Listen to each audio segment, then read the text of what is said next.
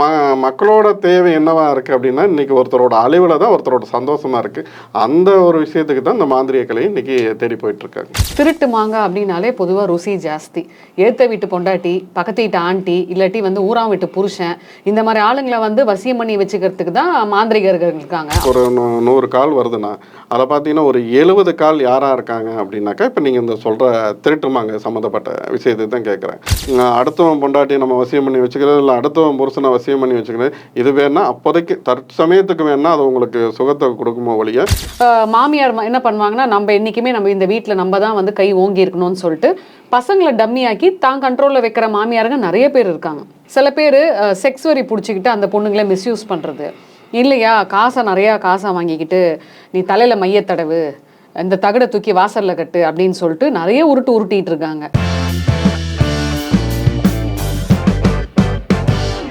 GeM TV நேயர்களுக்கு வணக்கம். நம்ம கூட இந்த காணொலியில் வராகி சித்தர் மறைமொழியாளர் இருக்காங்க. வணக்கம் சார். ஆன்மீக நாடு அனைத்து அன்பர்களுக்கும் வராகி அணி ஆசைப்படுத்த மாட்டோம். வணக்கம். இன்றைய காலகட்டத்தில் பார்த்திங்கன்னா ஒரு 100%ல் முக்கால்வாசி 80% பீப்புள் இந்த செய்வினை இருக்குதுன்னு நம்புவாங்க, பில்லி சூனியம் இருக்குதுன்னு நம்புவாங்க. இதை தாண்டி ஒரு படி மேலே போய் ஏஞ்சல் நம்பர்ஸ் அப்படின்னு சொல்லிட்டு சொல்கிறாங்க. அதில் இந்த தாந்திரிக் வழிபாடுகள் அப்படின்னு சொல்லிட்டு நிறைய விஷயங்கள் மக்கள் மத்தியில் ரொம்ப பரவலாக நம்பிக்கிட்டு இருக்காங்க. ஆக்சுவலாக இந்த மாந்திரீகம் அப்படின்னா என்ன நினைக்கிறீங்க? மாந்திரிகம் அப்படின்னா இன்றைக்கி இருக்க மாந்திரிகத்தை நான் சொல்கிறேன். இன்றைக்கி இருக்க மாந்திரிகம் என்ன எதிர்பார்க்குறாங்க அப்படின்னாக்கா, ஒரு மதியை மாற்றி நாம் நினைக்கும் ஒரு விஷயத்தை செய்ய வைப்பது, இல்லைன்னா செய்ய தூண்டுவது மாந்திரிகம். மாந்திரிகங்கிறது இன்றைக்கி மக்களுக்கு என்னென்னா, அது ஒரு தவறான ஒரு விடயமாக போயிடுச்சு. அது ஒரு தவறான ஒரு விஷயம், அதை கண்டா பயப்படுற மாதிரி இன்றைக்கி சூழ்நிலை வந்துருச்சு. ஆனால் அது கிடையாது. ஆயக்கலை 64 சித்தர்கள் கொடுத்து இது ஒரு முக்கியமான இது 64 கலையில் இதுவும் ஒரு கலை தான். இந்த மாந்திரிகங்கிறது ஒரு தவறான ஒரு விஷயம் கிடையாது. ஒரு மாந்திரிகத்தால் பாதிக்கப்பட்ட ஒருத்தரை மாந்திரிகத்துக்கான தீர்வு கொடுக்கறது இந்த மாந்திரிக கலையை. அதை இன்றைக்கி தவறாக புரிதலுக்கு உட்பட்டாயிருச்சு. இப்போ இந்த மாந்திரிகம் என்ன செய்யும் அப்படின்னாக்கா, மாந்திரிகம் நல்லதுக்காக கண்டுபிடிக்கப்பட்ட ஒன்று தான். இதை தீயவைக்காக இல்லை. ஆனால் இன்றைக்கி ஒவ்வொருத்தரோட நோக்கம் என்னவா இருக்குன்னா, அதை தீயவைக்கு பயன்படுத்திக்கிறதா தான் இருக்குது. இந்த மாந்திரிகத்தால் என்ன செய்ய முடியும்னா, மாந்திரிகத்தால் முடியாத காரியம் எதுவுமே கிடையாது. அதாவது இன்றைக்கி ஆன்மீகத்தில் ஒரு கோயிலை நிர்மாணம் பண்ணணும், இல்லை ஒரு சிலையை கொண்டு வைக்கணும்னாலும் அந்த இடத்துல அந்த மாந்திரிகங்கிற ஒரு விஷயம் தேவைப்படுது. அந்த மாந்திரிகர் அந்த சிலைக்கும் எல்லாம் அந்த சிலைக்கடிகளை வைக்கிற எந்திரத்துக்கு உயிர் கொடுத்து அங்கே வைக்கிறது முதற்கொண்டு அத்தனை விஷயத்துக்கும் அங்கே மாந்திரிகங்கிற ஒரு கலை தேவைப்படுது. அதை போக இப்போ ஒருத்தர் பிளாக் மேஜிக்கில் பாதிக்கப்பட்டிருக்காங்க, இல்லை ஒரு குடும்பம் பிளாக் மேஜிக்கால் பாதிக்கப்பட்டிருக்கு, இன்னும் தொடர்ந்து நிறைய பிரச்சனைகளை தமிழ் அதுக்கான வழியே இல்லை அப்படின்ட்டு சிலருக்கு இந்த ஊழ்வினையோட பயனால் நிறைய இன்னல்கள் அனுபவிச்சுட்ருப்பாங்க. இல்லை குடும்பத்தில் யாராவது ஒருத்தர் தொடர்ந்து ஆக்சிடெண்ட்டில் இறந்துட்டுருப்பாங்க, இல்லைன்னா ஒரு குடும்பத்தில் தொடர்ந்து துர்மரணம் இருந்திருக்கும். நல்லா இருக்க குடும்பம் நல்லா வாழ்ந்துட்டுருக்கும், திடீர்னு ஒன்றும் இல்லாமல் போயிடும். இந்த மாதிரி ஒவ்வொரு குடும்பம் அப்போ நல்லா கணவன் மனைவி அந்யோன்யமாக ஒரு 20 வருஷம் நல்லா வாழ்ந்துருப்பாங்க. திடீர்னு பார்த்தா மக்களோட தேவை என்னவா இருக்குது அப்படின்னா, இன்றைக்கி ஒருத்தரோட அழிவில் தான் ஒருத்தரோட சந்தோஷமாக இருக்குது. அந்த ஒரு விஷயத்துக்கு தான் இந்த மாந்திரிக கலை இன்றைக்கி தேடி போயிட்டுருக்காங்க. நீங்கள் ஒரு வார்த்தை சொன்னீங்க, இந்த காலத்து மாந்திரிகம் அப்படின்னீங்க. அப்போ மாந்திரிகம் காலங்காலமாக இருக்குன்றீங்களா? காலங்காலம் தாங்க. அந்த காலத்தில் அதாவது நீங்கள் மாந்திரிகங்கிற ஒரு கலையை பார்த்தீங்கன்னாக்கா, இலக்கியங்கள் சங்க இலக்கியங்கள்லேயே இது சார்ந்து நம்ம குறிப்புகள்லாம் இருக்குது. இப்போது இந்த மாந்திரிகம்ன்றது இந்த மந்திரம் பண்ணுறது தான் மாந்திரிகம் அப்படின்னு சொல்கிறீங்க இல்லையா, அந்த தாந்திரிக் இது அப்படின்ற. ஆக்சுவலாக யார் இந்த காலத்தில் மாந்திரிகத்தை நல்ல விஷயத்துக்கு பயன்படுத்துகிறா?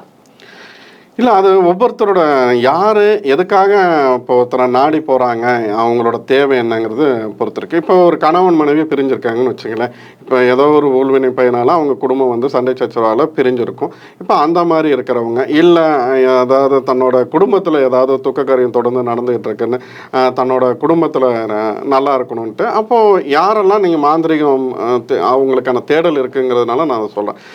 இன்னொன்று என்னென்னா, அவங்க குடும்பத்தில் நல்ல வேலையில் இருப்பாங்க, ஆனால் ஒரு பதவி உயர்வுங்கிறதே இருக்காது. அதே மாதிரி சேலரி இன்க்ரிமெண்ட்டு அந்த மாதிரி எதுவுமே இல்லாமல் இருக்கும். அப்புறம் நல்ல படிப்பு இருந்தும் வெளிநாட்டுக்கு போக முடியாமல் சிலரோட எண்ணம் இருக்கும். அதில் வேலை கிடைக்காம நிறைய பேர் சுற்றிட்டு இருப்பாங்க. இல்லை அப்படின்னா கணவனுக்கும் மனைவிக்கு இடையில் ஏதாவது தொடர்ந்து சண்டைகள் இருந்துக்கிட்டே இருக்கும். அப்போ அதுக்கான சொல்யூஷன் அவங்க சரியாக பண்ணிட்டாங்க. இல்லை ஒரு கோயில் குளத்துக்கு போய் அதுக்குண்டான பரிகாரம் செஞ்சாலும் சரி. பரிகாரங்கிற ஒரு விஷயத்தில் நான் முரண்பாடு உள்ளவன், நான் உங்களுக்கு அது புரிதலுக்காக அந்த ஒரு விஷயத்த சொல்கிறேன். இல்லை வீட்லேயே அதுக்குண்டான ஒரு நல்ல ஆன்மீகவாதியவோ இல்லை மாந்திரிகரோ அதுக்கு உண்டான சொல்யூஷன் கேட்டு அதை பண்ணாவோ இதுக்கு உண்டான தீர்வு கிடைக்கும். மாந்திரிகவாதி யாருங்க? மாந்திரிகவாதி யாருன்னா இதை நீங்கள் எதுக்காக கேட்குறீங்கன்னு இல்லை, ஏன்னா நிறைய பேர் பார்த்தீங்கன்னா இப்போ பொதுவாக ஒரு வீடியோஸ் போடுறோன்னு வைங்களேன், அந்த வீடியோவை வந்து மக்கள் ஒரு 5 செகண்டுக்கு மேலே பார்க்க மாட்டாங்க. ஆனால் இந்த மாதிரி மந்திரம் பண்ணுறது, ஏவல் விடுறது, வசியம் பண்ணுறதுனா நிறுத்தி நிதானமாக பார்ப்பாங்க, கான்டாக்ட் நம்பர் இருக்கான்னு தேடுவாங்க. மக்கள்லாம் வந்து ரொம்ப ஒரு மாதிரி ஒரு ஈவில் தாட்டுன்னு சொல்லுவாங்க இல்லையா, அந்த மாதிரி ஆயிட்டாங்கன்னு நினைக்கிறீங்களா? இல்லை, பொதுவாக இப்போ என்னென்னா வந்து மாந்திரிகம் யாருங்கிறது நான் அதுக்கு முன்னாடி எதை தின்னா நம்மளோட பித்தம் தெளியுன்னு சொல்லிட்டு மக்களோட எண்ணம் வந்து இப்போ இன்றைக்கி இருக்கிற வாழ்கிற வாழ்க்கையில் அவனும் ஒவ்வொரு பிரச்சனையோடு வாழ்ந்துட்டு இருக்கான். இப்போ அவனுக்கு எதை தின்னா நம்மளோட பித்தம் தெளியுங்கிற நோக்கத்தில் அதில் ஓடிட்டு இருக்கான். அப்போ என்ன ஆகும், அப்போ அதுக்கு தகுந்த இப்போ ஒருத்தரை தேடி போகிறதோ இல்லை அதை சார்ந்து யாராவது ஒருத்தர் சொல்லுவாங்க, இல்லை இந்த கோயிலுக்கு போனால் அதுக்கு உண்டான தீர்வு கிடைக்கும், இல்லை இவரை போய் பார்த்தா அதுக்கு உண்டான தீர்வு கிடைக்கும் அப்படின்னு சொல்லிட்டு அவங்க யாராவது சொல்ல கேட்டு இது போவாங்க. இந்த மாந்திரிகர் அப்படின்னாக்கா நான் ஏற்கனவே சொன்னேன் இல்லையா, ஒரு மதியை மாற்றி நாம் நினைக்கும் ஒரு விஷயத்தை செய்ய வைப்பது, இல்லைன்னா செய்ய தூண்டுவது. இப்போது இந்த அளவுக்கு இன்னைக்கு காலகட்டத்தில் மாந்திரிகர்கள் யார் அப்படின்னு கேட்டாக்கா இன்னைக்கு விரல் விட்டு என்ற அளவுக்கு தான் இன்னைக்கு மாந்திரிகர்கள் இருக்காங்க. இப்போ எல்லாரும் சொல்லிக்குவாங்க நான் மாந்திரிகன்ட்டு.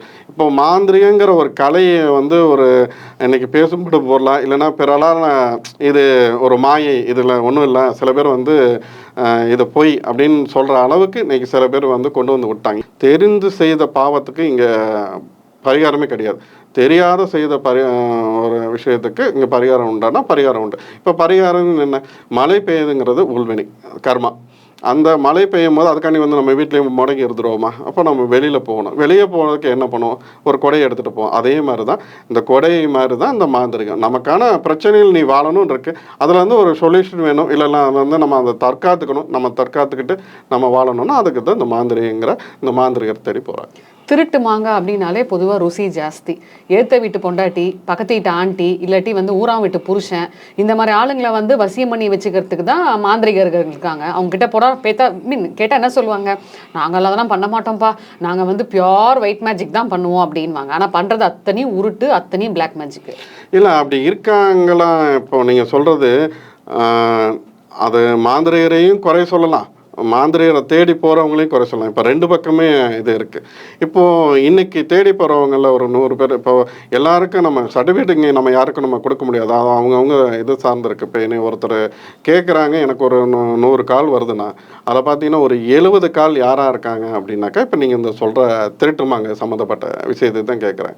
ஒரு 30 பேர் தான் தன்னோட குடும்பத்துக்காகவும் தன்னோட குழந்தைங்களுக்காகவும் தன்னோட வாழ்வாதாரத்துக்கும் கேட்குறவங்களா இருக்காங்க. இன்றைக்கி தேவைகள் இப்போ அந்த கலாச்சாரங்கிறது வந்து இன்றைக்கி அப்படியே தலைகளாக மாறிட்டு போயிட்டு இருக்கனால இந்த இப்போ நீங்கள் சொல்கிற அந்த திருட்டு மாமங்காங்கிற ஒரு சாப்டர் வந்து இன்றைக்கி பெருசாக ஓடிட்டுருக்கு. நீங்கள் நிறைய பேர் கேட்குறது அது இதில் பேதம் கிடையாது, ஆண் பெண்ணுங்கிற இங்கே பேதமே கிடையாது. கேட்குறவங்க எனக்கு இவரை வசியம் பண்ணி கொடுங்க, ஏன்னா எனக்கு இவ்வளோ வசியம் பண்ணி கொடுங்க, இதுதான் இன்றைக்கி தேவையாக இருக்குது. இன்னும் இதை நோக்கி தான் போகிறாங்க. அடுத்தவன் பொண்டாட்டி நம்ம வசியம் பண்ணி வச்சுக்கிறது, இல்லை அடுத்தவன் புருஷனை வசியம் பண்ணி வச்சுக்கிறது, இது வேணா அப்போதைக்கு தற்சமயத்துக்கு வேணா அது உங்களுக்கு சுகத்தை கொடுக்குமோ ஒழிய காலத்துக்கும் உங்களுக்கு, அதாவது உங்களோட வாழ்க்கைக்கு விடை தெரியாமல் ஒரு இதில் போய் நிற்கிற மாதிரி தான் இருக்கும். காலத்துக்கு துன்பத்தையும் அவமானத்தையும் கொடுக்கும். நான் பல பேர் நான் சொல்லியிருக்கேன் இந்த மாதிரி இது வேண்டாம் விட்டுருங்க அப்படின்னு சொல்லிட்டு. ஆனால் அதை கேட்குறதில்ல. சில பேர் என்ன பண்ணுவாங்க, அப்புறம் அனுபவிச்சுட்டு நீங்கள் அன்றைக்கி நான் சொன்னீங்க நான் கேட்கல, இன்றைக்கி ஒரு வருஷத்தில் இதே இது பார்த்தீங்கன்னாக்கா இதில் பாதிக்கப்படுறாங்க பல பெண்கள். நான் அதை சொல்லுவேன், அம்மா இது வேண்டாம்மா, இது பிரச்சனைம்மா. அவங்க இப்போ கணவர் பார்த்தீங்கன்னா இங்கே வெளிநாட்டில் இருப்பாங்க, இல்லைன்னா ஏதோ ஒரு நல்ல இதில் இருப்பாங்க, இல்லைன்னா அவர் ஒரு அமைதியான பேர் வழியாக இருப்பாங்க. இவங்கள ஏதோ ஒரு விஷயம், அதாவது வந்துன்னா இங்கே என்னென்னா யார் ஒருத்தர் பிரிஞ்சு இருக்காங்களோ இன்றைக்கி யார் வீட்டை கெடுக்கலாம் கல்ல எறியலான்னு சொல்லிட்டு தான் இன்றைக்கி பல பேர் சுற்றிட்டு இருக்காங்க. இப்போ இவங்க என்ன பண்ணுவாங்க, யாராவது அவங்ககிட்ட பேசுகிறது, இல்லை உங்களுக்கு மனசு கஷ்டமாக இருக்கா, இல்லை ஏதாவது ஒரு விதத்தில் அந்த ரொமான்டிக்காக இவனுக்கு பேசி என்ன பண்ணுறது, அவங்க அப்புறம் உள்ளே என்ட்ரானதுக்கப்புறம் பார்த்தீங்கன்னாக்கா அந்த பழைய அந்த கதையாக தான் இருக்கும். இது யாருமே இன்னைக்கு உணர்றதே கிடையாது. அதாவது ஒருத்தனுக்கு உண்மையாக இருக்க முடியாதவன் அங்கே அவனுக்குன்னு ஒரு குடும்பம் இருக்கும், அதை மீறி உங்ககிட்ட மட்டும் எப்படி அவன் உண்மையாக இருந்துருவான்? உன்னோட தேவை இருக்கிற வரைக்கும் அவன் பயன்படுத்துவான், அதுக்கப்புறம் கண்டிப்பாக தெருவில் விட்டு தான் போவான். இன்றைக்கி பல குடும்பங்கள் பிரச்சனைக்கு உள்ளாகிறதுக்கு காரணம் இது ஒன்று தான். அதாவது இந்த தகாத உறவு, இல்லைன்னா அடுத்தவன் பொண்டாட்டி நான் வச்சுக்கணும் அவன் வச்சுக்கணும்னு நினைக்கிறது, இல்லைன்னா அடுத்தவன் புருஷன் நான் வச்சுக்கணும்னு நினைக்கிறது, இதுதான் இன்றைக்கி பல பிரச்சனைக்கு மூல காரணம். அப்புறம் இன்னொன்று என்னென்னா வந்து பெண்களுக்கு எதிரி பெண்கள் இன்றைக்கி இதை வந்து ஒரு ஆண் பெண் பேதத்துக்காக பேசலை. இன்றைக்கி ஒரு பெண்ணோட வாழ்க்கையில் நல்ல ஒரு அந்த அந்த நல்ல குடும்பம் நல்ல குழந்தைங்களோட நல்லா வாழ்ந்துட்டு இருப்பான். அவங்களோட வாழ்க்கையில் ஒரு திடீர்னு ஒரு புயல் வரும், அந்த குடும்பமே சின்ன பின்னமாக. அதுக்கு பார்த்தீங்கன்னா அந்த குடும்பத்தில் ஒரு பெண்ணாக தான் இருப்பான். வேற ஒருத்தர் இப்போ இவனுக்கு கல்யாணம் ஆகிருக்கும் தெரிஞ்சிருக்கும் என்றாக இருப்பாங்க, இல்லைன்னா அவங்க குடும்பத்தில் எதுக்கோ ஒருத்தர். இன்றைக்கி ஒவ்வொருத்தரோட தேவை ஒன்றா இருக்குது. ஒருத்தவங்களுக்கு பணம் தேவைப்படுது, ஒருத்தவங்களுக்கு பாதுகாப்பு தேவைப்படுது, ஒருத்தவங்களுக்கு செக்ஸ் தேவைப்படுது. எல்லாரோட தேவையும் ஒன்றும் கிடையாது. இப்போது இதுக்காக ஒருத்தரை நம்ம கட்டுப்பாட்டில் வைக்கணும்னு நினச்சி, இல்லை அடுத்தவங்களுக்கு நீங்கள் சொல்கிற மாதிரி இந்த மாங்காய் திருடணும்னு நினச்சி பல பேரோட குடும்பம் இன்னைக்கு நிற்கிறதுக்கும் ஒரு காரணமாக இருக்குது. இல்லை, இப்போ பொதுவாக செக்ஸ் அப்படின்றதுக்காக மட்டும் இந்த மாந்திரிகத்தை பயன்படுத்துறது இல்லை. பதவிக்கு கூட நிறைய பேர் வந்து அந்த போதையில் போய் விழுறாங்க. எனக்கு இந்த பதவியை பிடிக்கணும், இல்லை பவர், நான் வந்து ஒரு பொசிஷனில் இருக்கணும் அப்படின்றது கூட எல்லாரும் இது பண்ணுறாங்க. புரியுதுங்களா? உதாரணத்துக்கு இது நம்ம ஒரு ஃபேமிலியில் நீங்கள் எடுத்துக்கிட்டா கூட மாமியார் என்ன பண்ணுவாங்கன்னா, நம்ம என்றைக்குமே நம்ம இந்த வீட்டில் நம்ம தான் வந்து கை ஓங்கி இருக்கணும்னு சொல்லிட்டு பசங்களை டம்மியாக்கி தான் கண்ட்ரோலில் வைக்கிற மாமியாருங்க நிறைய பேர் இருக்காங்க. புரியுதுங்களா? நிறைய இடத்துல நாங்களும் பார்த்துருக்கோம். அப்போ மக்களுக்கு வந்து அந்த ஒரு போதை மேல மாய உலகத்துல தான் ஆசை அதிகமா இருக்கா சார்? இல்லை, இப்போது அதாவது இப்போ எம்எல்ஏவாக இருந்தாலும் சரி, மந்திரியாக இருந்தாலும் சரி, இப்போ ஒரு இதில் அரசியலில் இருந்தாலும் சரி, கலைத்துறையில் இருந்தாலும் சரி, எல்லாருக்கும் என்ன தேவைப்படுதுன்னா ஒரு நம்ம வந்து ஒரு இடத்துல வந்து பவர்ஃபுல்லாக இருக்கணும். நம்ம அந்த இடத்துல நம்ம ஒரு பேசும்படு பொருளாக இருக்கணும், இல்லைன்னா நம்ம கொடி அந்த இடத்துல பறக்கணும்னு நினைக்கிறாங்க. இது தவறில்லை. எல்லாரும் ஒரு சிறப்பான ஒரு மனிதராக இருக்கிறதெல்லாம் தவறு கிடையாது. இப்போ அதுக்கு வந்து ஒரு பவர்ஃபுல்லான ஒரு டூல் தேவை. நான் கோயிலுக்கு போகிறேன், எல்லாம் பண்ணுறேன், இருந்தும் எனக்கு ஒரு ஏதோ ஒரு விஷயம் என்னை தடுத்துகிட்டே இருக்குன்னு பல பேரோட குடும்பத்திலையும் சரி, பல பேரோட வாழ்க்கையிலையும் சரி, ஏதாவது ஒரு விஷயம் தடங்களாக தான் இருந்துகிட்டே இருக்குது. அதாவது அவங்களோட ஊழ்வினை பயன்லாம். அதாவது நம்ம ஏதாவது முற்பிறவி, இந்த பிறவிங்கிறதே நம்ம ஏற்கனவே செய்த பாவ புண்ணியத்தினோட இதை தான் இந்த பிறவியை. இப்போ ஏதாவது ஒரு விஷயங்கள் தடையாக இருந்துகிட்டு இருக்கும்போது அதுக்கு என்ன பண்ணுவோம்? ஒரு மாந்திரிகிட்ட போனாக்கா என்ன பண்ணுவாங்கன்னா, ஒரு கழிப்பு பூஜைன்னு ஒன்று பண்ணி, இப்போ ஒரு அரசியல்வாதியை எடுத்துக்கோங்களேன். இப்போ ஒரு எலெக்ஷனில் ஜெயிக்கணும். இப்போ எலெக்ஷன் ஜெயிக்கணும்னா அதுக்கு என்ன வேணும்? அவங்களுக்கு எந்த தடையும் இருக்கக்கூடாது. இப்போ ஒரு விஷயத்தை செய்யணும்னா செஞ்சு முடிச்சணும், நமக்கு இந்த காரியம் நடக்கணும்னா நடக்கணும். இப்போ அதுக்கு என்ன பண்ணலாம்? இந்த மாதிரியான எந்த தடையும் இல்லாததுக்கு ஒரு சங்கல்பம், ஒரு கழிப்பு பூஜை செய்வாங்க. ஒரு பீரியட்லலாம் பார்த்தீங்கன்னா கடவுள் மேல் நம்பிக்கை இல்லாதவங்க கூட ஏதாவது ஒரு இக்கட்டான சூழ்நிலையோ இல்லை குடும்பத்தில் ரிப்பீட்டடாக பிரச்சனை வருமோ, கடவுள் இருக்கான்ப்பா, கடவுள் பார்த்துப்பான் அப்படின்னு சொல்கிற காலம் போய் மந்திரவாதியை ஏன் சார் தேடுறாங்க? அப்போ மக்களுக்கு வந்து கடவுள் மேலே இருக்க அந்த நம்பிக்கை குறைஞ்சிருச்சுன்னு நினைக்கிறீங்களா? கடவுள் மேலே இருக்கிற நம்பிக்கை குறைஞ்சிருச்சுங்கிறது கிடையாது. இப்போது எல்லாரோட தேவையும் என்ன இருக்குது அப்படின்னாக்கா, இப்போ உடனே நம்ம இன்ஸ்டண்ட்டாக ஒரு 2 நிமிஷத்தில் நூடுல்ஸ் போட்டோம், நம்ம எடுத்தோம், சாப்பிட்டோம் அப்படிங்கிற அந்த கதையில் இப்போ எல்லாரோட இப்போது ஒரு விஷயம் புரிஞ்சுக்கணும். உங்களுக்கு ஒரு பிரச்சனை நடக்குது, உங்களோட வாழ்க்கையில் ஒரு பிரச்சனை என்ட்ராகுது அப்படின்னாக்கா, நமக்கு ஒரு தொல்லை வருதுன்னா அதுக்கு என்ன காரணமாக இருக்கும்? அவனோட தேவையும் நோக்கமும் எண்ணமும் தான் ஒருத்தனுக்கு பிரச்சனையே வருது. சும்மா ஒருத்தனுக்கு பிரச்சனை வந்தோமா, சில பேர் சொல்லுவாங்க, நான் எந்த பாவமே செய்யறதில்ல, ஒரு எறும்புக்கு கூட துரோகம் நினச்சதில்லை, ஆனால் எனக்கு பிரச்சனையே வருது. ஆனால் எல்லாம் பேசுறதுக்கு வேணால் அந்த டயலாக் வேணால் நல்லாயிருக்கும். இன்னைக்கு பணம் கொடுத்துட்டாக்கா, ஒரு மாந்திரியரை பார்த்து பணம் கொடுத்து எனக்கு இந்த வேலையை நீங்கள் செஞ்சு கொடுங்க அப்படின்னு பணம் கொடுத்துட்டாக்கா, அந்த தெய்வம் வந்து இவங்க வீட்டு வேலைக்காரின்னு உங்களுக்கு நினைப்பு. ஒரு கேள்வி எனக்கு, நான் இது எல்லாரையும் கேட்கல, பட் ஒரு சில தப்பு பண்ணுறவங்களுக்கு கேட்குறேன். மாந்திரிகர் அப்படின்னாலே 2 விதமாக இருக்காங்க. ஒரு சில பேர் ஓரளவுக்கு நல்லா செய்கிறாங்கன்னு வச்சுக்கோங்களேன். சில பேர் செக்ஸ் வரி பிடிச்சிக்கிட்டு அந்த பொண்ணுங்களை மிஸ்யூஸ் பண்ணுறது, இல்லையா நிறையா காசை வாங்கிக்கிட்டு நீ தலையில் மையத்தடவு, இந்த தகடை தூக்கி வாசலில் கட்டு அப்படின்னு சொல்லிட்டு நிறைய உருட்டிட்டு இருக்காங்க. பொதுவாக மாந்திரிகர்னாலே டுபாக்கூருங்களா சார்? இல்லை, நீங்கள் மாந்திரிகர்னாலே டுபாக்கூரு இல்லை அவங்க பொய் சொல்கிறாங்கன்னு ஒரு விஷயத்த நான் ஓப்பனாகவே நான் பேசுகிறேன். நீங்கள் கேட்குறது அதை வாதம் பண்ணணும்னு முடிவாயிருச்சு, அதுக்கு நான் பேசுகிறேன். இப்போது மாந்திரிகர் டுபாக்கூர் அப்படின்னு நீங்கள் சொல்கிறீங்க இல்லையா? இப்போது இன்றைக்கி ஒரு மயான பூஜை செய்கிறவர் ஒரு மாந்திரன்னு வச்சுக்கோங்களேன். அவர்கிட்ட நீங்கள் போய் கேட்குறீங்க, எனக்கு ஒரு விஷயத்தை பண்ணி கொடுங்க அப்படின்னு கேட்குறீங்க, எனக்கு இந்த காரியத்துக்கு பண்ணி கொடுங்கன்னு.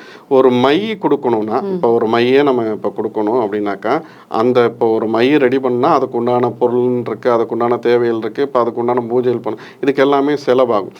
இப்போ இவங்க என்ன நினச்சிக்கிறாங்க, இப்போ ஒரு பொருள் கொடுக்கணுன்னா ஒரு மையை கொடுக்குறோம், இப்போ நீங்கள் சொல்கிற மாதிரி ஒரு மையை கொடுக்குறோன்னா ஒரு 5000 செலவாகனா, இவங்க இருக்கிற அத்தனை பேருக்கும் ஒரு 50 பேரை நம்ம தேடுறது, அதில் 500 ரூபாய்க்கு ஒருத்தன் சொல்லுவான், இது மாதிரி நான் மை கொடுக்குறேன்னு உடனே அவன்கிட்ட போய் வாங்குறது, 500 வாங்குறது. அப்புறம் அதே மாதிரி அடுத்த 10 நாள் இன்னொரு ஆளை மாற்றுறது, இப்படியே மாற்றுறது 500, 1000, 800 அப்படின்னு சொல்லி கொடுக்கறது. அப்போ நீங்கள் இதெல்லாம் நீங்கள் போய் ஒருத்தர்கிட்ட நீங்கள் பண்ணும்போது அப்போ உங்களை ஏமாத்துறாங்கன்னா அது அது வேண்டாம். ஒன்று நீ தெய்வத்திட்ட சரணாகதி ஆயிரு. நீ ஒரு மாந்திரிகிட்ட போய் நான் ஏமாந்துட்டேன்னு சொல்லுங்க.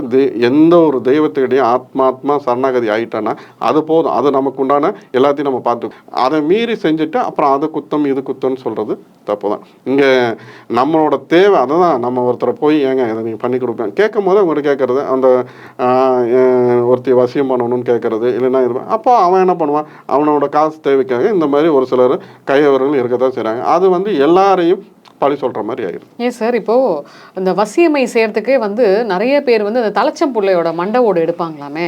இந்த சுடுகாட்டில் இந்த வெட்டியானுங்களை கரெக்ட் பண்ணி வச்சுக்கிட்டு தலைச்சம்புள்ளை வருதுன்னா அந்த மண்டை ஓடுலேருந்து ஏதோ மையெல்லாம் எடுப்பாங்கன்றாங்க. இது உண்மையா சார்? இல்லை, தலைச்சம்புல் மண்டையோடு எடுப்பாங்களா, இல்லை தலைச்சம்புல் அந்த அவங்க சம்மந்தப்பட்ட அந்த பொருளை எடுப்பாங்களா அப்படின்னாக்கா இதெல்லாம் ஒரு காலத்தில் இருந்தது. இன்றைக்கி அது செய்கிறதுக்கெல்லாம் ஆட்கள்லாம் கிடையாது. அப்படி சொல்கிறதும் ஒரு ஏமாற்ற வேலை தான். தலைச்சம்புல் இதுக்கெல்லாம் இங்கே வேலையே கிடையாது. இந்த போதையின் உச்சக்கட்டம் அப்படின்னு சொல்லுவாங்க. ஓகே, தலைச்சம்புள்ள மண்டவோடலாம் இப்போ இல்லைன்னு சொல்லியாச்சுல. மாதவிடாய் துணியை வச்சு பயங்கரமாக வசியம் பண்ணுறாங்களே சார். இல்லை, மாதவிடாய் துணியை வச்சு வசியம் பண்ணுறாங்க அப்படிங்கிறது வசியத்துக்கு அது ஆகாது. அதாவது கெட்ட வேலைக்கு செய்வாங்களான்னா சிலர் செஞ்சுக்கிட்டு இருந்தாங்க, நான் கேள்விப்பட்டிருக்கேன். அதான் நான் சொல்லேன், என்னோட முறைங்கிறதே வேறு. இப்போ நான் சார்ந்து நான் போகிற விஷயங்கள் இன்றைக்கி இருக்க மாந்திரிக கலையிலேருந்து நான் வேற ஒரு இதை நோக்கி நான் போயிட்டுருக்கேன். நான் வராகியோட உபாசகன். என்னோட இதுங்கிறது நம்ம ஒரு விஷயத்த சொன்னால் உனக்கு இந்த காரியம் இப்போ நடக்கும்னு சொன்னால் அது நடக்கணும், அவ்வளோதான். என் சார்ந்து என் தெய்வம் எனக்கு கொடுத்த அருளாசி அதுதான். அதுக்கு இதை தரேன் அதை தரேன் அப்படின்னு நம்ம சொல்கிறதெல்லாம் இப்போ நீங்கள் சொல்ல மாதிரி மாதவிடாய் துணியை வச்சு பண்ணுறாங்கன்னா மாதவிடாய் இன்றைக்கி அதெல்லாம் செஞ்சுக்கிட்டு இருக்காங்கன்னா ஒரு சிலர் செய்கிறாங்க. அது நான் கேள்விப்பட்டிருக்கேன் இந்த மாதிரி செய்கிறாங்கன்ட்டு. ஆனால் அதனால் ஒரு பயனும் கிடையாது. அது கெட்ட வேலைக்கு வேணால் பயன்படுத்தலாம், நல்ல வேலைக்கு அதை பயன்படுத்துவதா கிடையாது. என்ன ஒரு இடத்த காலி பண்ணுறதுக்கோ இல்லை ஒருத்தரை கெடுக்கிறதுக்கோ அந்த மாதிரி வேலைகளுக்கு அது இந்த மாதிரி விஷயத்துக்கு பண்ண அதை வசிய வேலைக்குங்கிறது அது ஒரு தவறான கூற்று. அது கிடையாது. இந்த மாதிரி வேலைகள் பண்ணுறாங்க. என்னோட குருமார்கள் சொல்ல நான் கேட்டிருக்கேன். மாந்திரிகர்கள் பற்றி என்ன நினைக்கிறீங்க? பொய்ன்னு நினைக்கிறீங்களா இல்லை உண்மை நினைக்கிறீங்களா? மாந்திரிகனுங்கிறது பார்த்தீங்கன்னா நான் ஏற்கனவே குறிப்பிட்டேன், மாந்திரிகங்கிறது ஒரு உண்மையான கலை தான். அதை அதுக்கு தான் உங்களோட பாயிண்ட் தான். அதை யார் செய்கிறாங்க, எப்பேற்பட்டவங்க செய்கிறாங்க, அந்த தெய்வத்தோட இப்போது அனுகிரகம் இருக்கா அப்படின்னு சொல்லிட்டு. இப்போ பல பேர் பல தெய்வங்களை போய் வணங்க முடியாது. யாராக இருந்தாலும் அவங்களுக்கு அதாவது இன்னைக்கு அபாய கட்டத்தில் இருக்கேன், எனக்கு ஒரு ஆபத் பாந்தவனா ஒரு கை வேணும் அப்படின்னாக்கா அங்கே வராகி மட்டும்தான் நிற்பேன். நீங்கள் வராகியை கும்பிடுங்க, உங்களுக்கு என்ன பிரச்சனை இருந்தாலும் 11 நாள்லேருந்து 40 நாளில் அதுக்குண்டான சொல்யூஷனுங்கிறது கிடைக்கும். நீங்கள் எனக்கு இன்ஸ்டண்ட்டாக எனக்கு ஒரு சொல்யூஷன் வேணும்னா நீங்கள் எந்த தெய்வமாக இருந்தாலும் சரி, எந்த மாந்திரிகிட்ட போனாலும் சரி, அது நடக்கிறதுக்கு வாய்ப்பே கிடையாது. ஏன் சார் பொதுவாக இந்த மந்திரம் மாந்திரீகம் இந்த மாதிரி விஷயம், மாந்திரீகம் அப்படின்னாலே கேரளா போங்க, அங்கே நடக்காத விஷயமே கிடையாது அப்படின்றாங்க. கேரளா தான் மாந்திரீகத்துக்கு பேர் போன இதுன்னு ஏன் வந்தது? இல்லை, இப்போ ஒரு பழமொழி சொல்லுவாங்க இல்லையா, இக்கரைக்கு அக்கறை பச்சை அப்படின்பாங்க இல்லையா, அந்த மாதிரி தான். இப்போ குடிச்சாத்தான்ட்டு இப்போ இடையில ஒரு விஷயம் ஓடிட்டு இருந்தது. என்னென்னா அந்த கரூர் பக்கத்தில் குடிச்சாத்தான் கல்லெறியுதுன்னு இவங்களுக்கு என்ன நினைப்பேன்னா, குட்டிச்சாத்தான்னா உடனே வேலை செஞ்சிடும், உடனே ஒரு நம்மளோட காரியம் நான் தான் சொல்ல இன்ஸ்டண்ட்டாக ஒரு காரியத்தை இருப்பேன். அப்படிலாம் கிடையாது. நான் ஏற்கனவே சொல்கிறேன், குட்டிச்சாத்தானை இங்கே வச்சு வேலை செய்கிறவர்கள் மிகவும் குறைவு கிடையாது. நான் மறுபடியும் அதான் சொல்ல, யாரையும் குறையோ குத்தமாக சொல்ல, அவங்கெல்லாம் ரொம்ப இதெல்லாம் ஜாம்பவனாக இருந்தவங்களாம் ஒதுங்கி போயிட்டாங்க. இன்றைக்கி கேரளாவோட ஆன்மீகத்துக்கு முதல்ல இப்போ ஆன்மீகமாக இருந்தாலும் சரி, எந்த கலையாக இருந்தாலும் சரி, எங்கேருந்து தொடங்குது? இங்கே தமிழ் குடியிலேருந்து தான் தொடங்குது. ஆன்மீகத்துக்கு பேர் போன ஸ்தலமே இங்கே தான் இருக்குது. அப்போது மாந்திரிகத்துக்கு இங்கே அனைத்து சித்தர்மார்களும் இங்கேருந்து தான் எல்லா கலையையும் சொல்லி கொடுத்துட்டு போயிருக்காங்க. இங்கேருந்து போனது. இப்போ எல்லாரோட நோக்கம் என்ன, அங்கே குட்டிச்சாத்தான்னு ஒரு பேரை வச்சா, இப்போ நாளைக்கே நான் ஒரு பேர் புதுசாக ஒரு ஏதாவது ஒரு வித்தியாசமான ஒரு பேர் வச்சேன்னு வச்சுங்களேன், இது கருங்குட்டி சாத்தான் சித்தன் இந்த மாதிரி ஏதாவது ஒன்று நான் புதுசாக ஒரு வச்சேன்னு, இது வேறு ஏதோ இருக்குமா, பயங்கரமாக இருக்குமா, அப்போ இங்கே போனால் இப்படி தான் மக்களோட எண்ணம். எங்கே போனாலும் அதுக்கான ஆட்கள்கிட்ட நீங்கள் சரியான ஆட்கள்கிட்ட போனீங்கன்னா தான் சரியான தீர்வு கிடைக்கும். இப்போ நம்ம கேரளாவில் யாரையும் குறை சொல்கிறதுக்கலாம், அங்கே கோயில் வழிபாடு இருக்குது, அவ்வளோதான். அங்கே போனவங்க நிறைய பேர் வந்து கேட்டுட்ருக்காங்க. யாரையும் நம்ம அதுக்காக குறைச்சி மதிப்பிடல. குட்டிச்சாத்தானை வச்சு வேலை செய்கிறவர்கள் இன்றைக்கி மிகவும் குறைவு. அதுவும் விரல் விட்டு எண்ணக்கூடிய அளவில் தான் இருக்காங்க. அவங்களும் வேலை செய்வது கிடையாது. நீங்கள் தேடி ஓடி போனீங்கன்னா அதுக்கு ஒன்றா எந்த ஒரு பிரயோஜனம் கிடையாது. இப்போது அதான் நான் கரூரில் நான் சொன்னலையே ஒரு சம்பவம், வீட்டு மேலே கல் எறிஞ்சிட்டு கல் விழுந்துகிட்டே இருக்குது அப்படின்னு சொல்லிட்டு கவர்மெண்ட்டே சிசிடிவிலாம் போட்டு செக் பண்ண விஷயம். நான் ஒருத்தர் தான் சொன்னேன், அது குட்டிச்சாத்தானோட வேலையே கிடையாது, சில கயவர்களோட வேலைன்ட்டு. அப்புறம் பார்த்தா அந்த ஒரு வாரம் கழிச்சு தான் அவங்களுக்கு எனக்கு அந்த ஊருக்காரர் ஒருத்தர் கட்சிக்காரர் கூட்டு சொன்னார், சாமி இந்த மாதிரி பிரச்சனை கல் விழுந்துகிட்டே இருக்குது, யாருமே கண்டுபிடிக்க முடியல அப்படின்னு சொல்லி. நான் சொன்னேன், இது வந்து குட்டிச்சாத்தானோட வேலையே கிடையாது. குட்டிச்சாத்தானை வச்சு வேலை செய்கிறதுக்கு இங்கே ஆட்களே கிடையாது. குட்டிச்சாத்தான்னு சொல்கிறாதே அது ஒரு ஏமாற்று வேலை. நீங்கள் அது அங்கே இருக்க ஒரு சில கயவர்கள் தான் இந்த வேலை செய்கிறாங்க. ஒரு வாரத்தில் அதை கண்டுபிடிச்சிட்டாங்க. ஆக்சுவலாக நீங்கள் ரொம்ப பேர் போனவங்க. எனக்கு இப்போ இந்த ஒரு இன்சிடென்ட் சொல்லும்போது எனக்கு இன்னொன்று ஞாபகம் வருது, தோப்பூர் கணவாய் அந்த மேட்டரில். தொப்பூர் கணவாய் அதை பற்றி கொஞ்சம் சொல்லுங்களேன். இல்லை, தொப்பூர் கணவாய்ங்கிறது என்னென்னா, தினம் அங்கே ஆக்சிடென்ட் நடக்கிறதுக்கு உண்டான இது. இப்போ நம்ம சொல்கிற ஒரு விஷயத்த அவங்க கிளைம் பண்ணிக்குவாங்க. நான் யாருக்காகவும் எதுவும் இது பண்ணுறல. தொப்பூர் கணவாய்ங்கிறது தினம் அங்கே பார்த்தீங்கன்னாக்கா அங்கே ஆக்சிடென்ட் நடந்துக்கிட்டே இருக்கும். விபத்துகளும் இறப்புகளும் தொடர்ந்து நடந்துக்கிட்டே இருக்கும். அங்கே எனக்கு தொப்பூர் கணவாய் என்னோடய லைஃப்பில் என்ட்ராகுது அப்படின்னாக்கா, நான் எப்போவும் நம்ம போகும்போது தொப்பூர் வழியை தான் நான் கிருஷ்ணகிரி அந்த சேலம் அந்த ரூட்டில் தான் நான் வரும்போது என்ன பண்ணுவேன்னா, அந்த இடத்துல அந்த ஊர்க்காரங்களோ இல்லை அந்த ஏரியா இது சம்மந்தப்பட்டவங்களோ, அப்போ ஒருத்தர் எப்படி வேலை செய்கிறாருன்னு நீங்கள் தெரிஞ்சுங்க. சம்மந்தப்பட்ட அந்த ஏரியாலேயே அங்கே இருக்கிற சாமியார்கள் என்ன சொல்லுவாங்க, நீங்கள் இங்கே போகாதீங்க, இங்கே பூஜை பண்ணாதீங்க அப்படின்பாங்க. எனக்கு ஒரு இன்சிடென்ட் நடந்தது. எப்போ நடந்ததுன்னா, நம்ம இப்போது ஒரு 1.5 வருஷம் இருக்குன்னு நினைக்கிறேன். ஒரு 1.5-2 வருஷத்துக்குள்ளே இருக்கும். நான் அப்போ தான் வந்து அதை அதிகமாக அங்கே அதுக்குண்டான பூஜை பண்ணிக்கலாம். டெய்லி அங்கே ஒரு விபத்து நடக்கும். இது இயல்பாகவே நம்ம அங்கே இருக்கிறவங்களுக்கு தெரியும், அங்கே போனாவே பார்த்தாவே தெரியும். டெய்லி விபத்து நடந்துட்டு இருக்கும்போது ஒரு இடையில ஒரு என்னாச்சுன்னா, இன்றைக்கி நீங்கள் இதில் கூட கிராஸ் செக் பண்ணிக்கலாம். பெங்களூர்லேருந்து ஒரு ஃபேமிலி வந்து கோயம்புத்தூர் நோக்கி வராங்க. இத்தனைக்கும் பிறந்த 3 மாத குழந்தைய எடுத்துகிட்டு வராங்க. 7 பேர் அவங்க குடும்பத்தில் இருந்து வராங்க. இத்தனைக்கும் அவங்க வேற்று மதத்தை சேர்ந்தவர்கள். அப்போ இங்கே உள்ளே என்ட்ராகும் போது கரெக்டாக அந்த இடத்துல என்ன ஆகுதுன்னா, இவங்க சரியாக தான் போயிட்டுருக்காங்க. வேறு ஒரு லாரி வந்தது, உள்ளே அடித்து இந்த இவங்களோட வந்த காரு, முன்னாடி போன காரு, இந்த லாரியும் உள்ளே விழுந்து எரிஞ்சிருச்சு. இப்போ அதில் பார்த்தீங்கன்னாக்கா அந்த ஸ்பாட்லேயே ஒரு 3 பேர் இறந்துட்டாங்க. இன்னும் 4 பேர் வந்து ரொம்ப சீரியஸாக, ஒரு 2 குழந்தைங்க, அவங்க கணவர் நினைக்கிறேன், இவங்க எல்லாருமே ரொம்ப சீரியஸாக இருக்காங்க அப்படின்னு.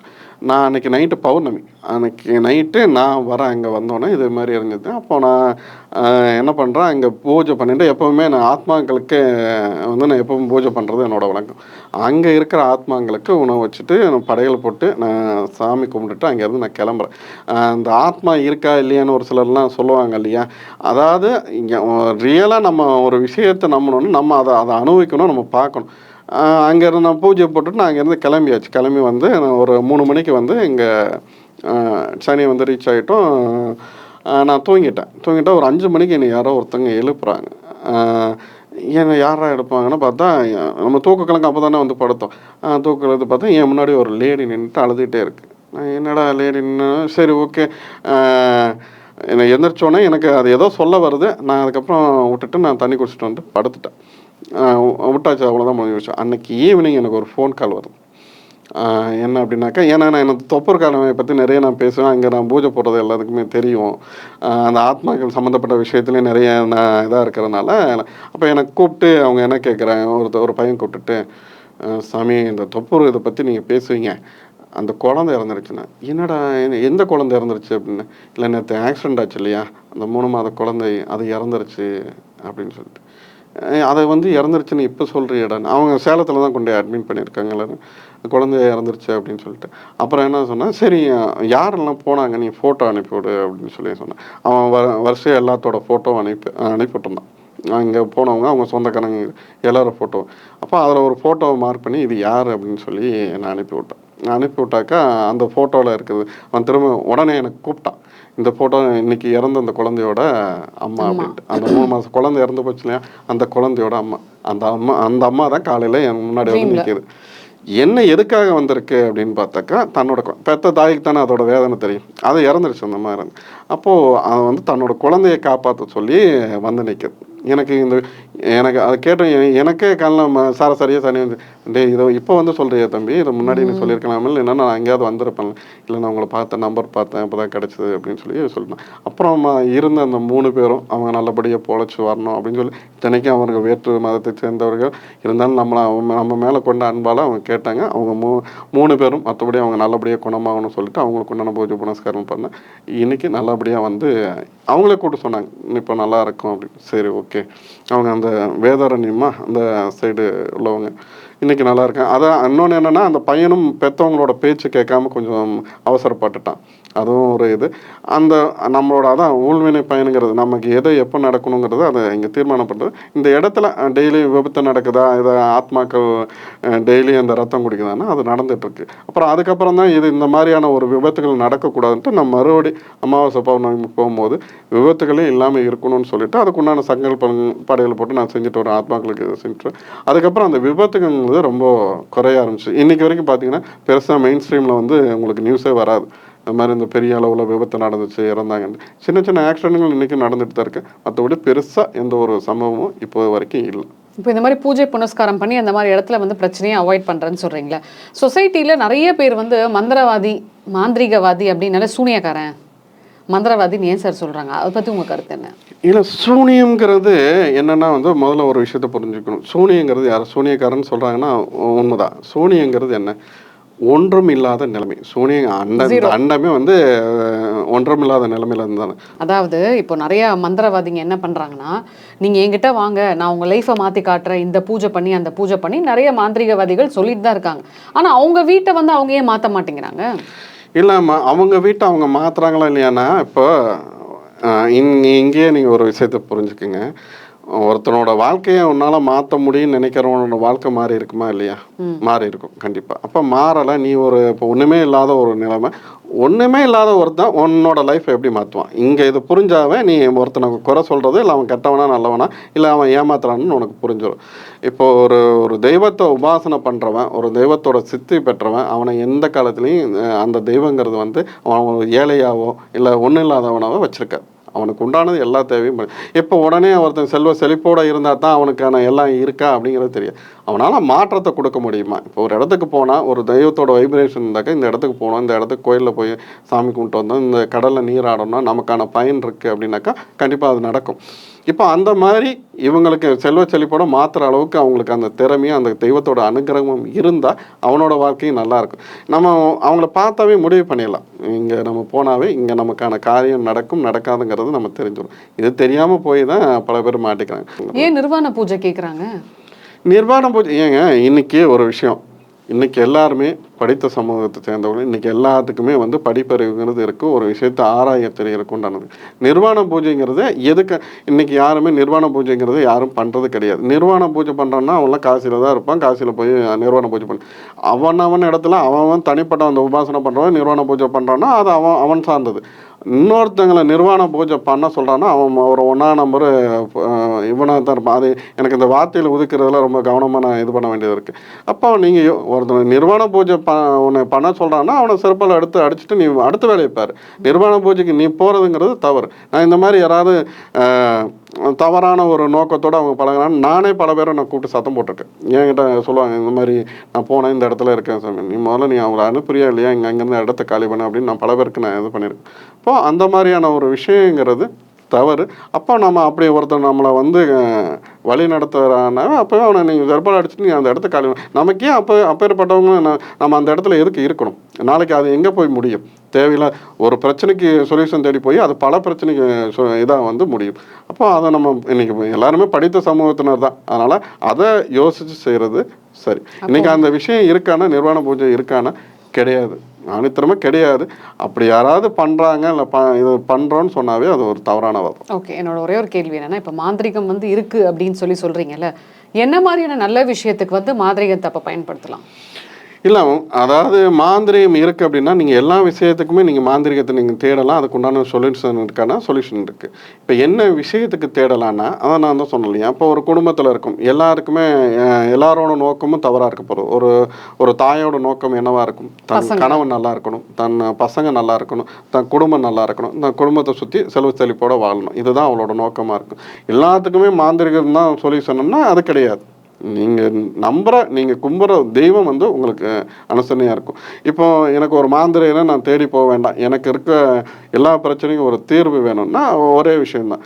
பிரம்ம முகூர்த்தத்தில் வராகியோட ஃபோட்டோ வாங்கி வச்சு வீட்டில் விளக்கேற்றுங்க. ஒரு சுத்தமான தேங்காய் எண்ணெயால், அதுவும் செக்கில் ஆட்டின ஆயிலில் நீங்கள் விளக்கேற்றுங்க. தினமும் அதிகாலை பிரம்ம முகூர்த்தத்தில் நீங்கள் குளிச்சுட்டு நீங்கள் விளக்கேற்றுங்க. முடிஞ்சால் கோளறு பதிகத்தை, திருஞான சம்பந்தர்லேயே கோளறு பதிகத்தை பாராயணம் பண்ணுங்கள். வேறு எதுவும் நீங்கள் பண்ண வேண்டாம். காலையும் மாலையும் உங்கள் வீட்டில் ஏதாவது நீங்கள் துர்சக்தி நடமாட்டம் இருக்குது அப்படின்னு நீங்கள் நினச்சிங்கன்னா, இல்லை வேறு ஏதாவது தொந்தரவுகள் இருந்துக்கிட்டே இருக்குது, மாந்திரிகத்தால் நான் பாதிக்கப்பட்டிருக்கேன்னு நினச்சிங்கன்னா, நீங்கள் ஒரு மாந்திரியை தேடி ஓடி போய் தான் இதுக்கு சொல்யூஷன் கிடையாது. நீங்கள் தினமும் காலையிலையும் மாலையிலையும் வெண்கடுக்கு, அதாவது கருப்பு சாம்பிராணி, பால் சாம்பிராணி கிடைக்கும், நாட்டு மருந்து கிடைக்கும், அது கூட கொஞ்சம் வெண்கடுக்கு வாங்கி தினமும் காலையும் மாலையும் வராகி ஃபோட்டோக்கும் சரி, உங்கள் வீட்டை சுற்றியும் சரி நீங்கள் இதை போடுங்க. உங்கள் வீட்டில் எப்பேற்பட்ட பிரச்சனை இருந்தாலும் 11 நாள் அதாவது இந்த நெகட்டிவ் எனர்ஜி துர்சக்தி இருந்தாலும் கிளம்பி ஓடிடும். இதுக்கு மேலே முடியாத பட்சத்துலேயே எனக்கு கூப்பிடு, அதுக்கு உண்டான நான் சொல்லியிருந்தேன். இதுலேயே அவங்க பிரச்சனை சால்வ் ஆகிடும். இதை செய்யாமல் நீ போட்டு அப்புறம் அவங்க குத்தம் இவங்க குத்தம் நம்ம சொல்கிறது வேஸ்ட்டு. வராகி ஆத்மார்த்தமாக நினச்சி இறங்கி சாமி கும்பிட ஆரம்பிங்க. நான் சொன்ன விஷயத்தை பண்ணுங்கள். உனக்கு எப்பேற்பட்ட பிளாக் மேஜிக் பாதிப்பு இருந்தாலும் அதுக்கு உண்டான விடயங்கிறது ஈஸியாக கிடைச்சிடும். நன்றி சார்.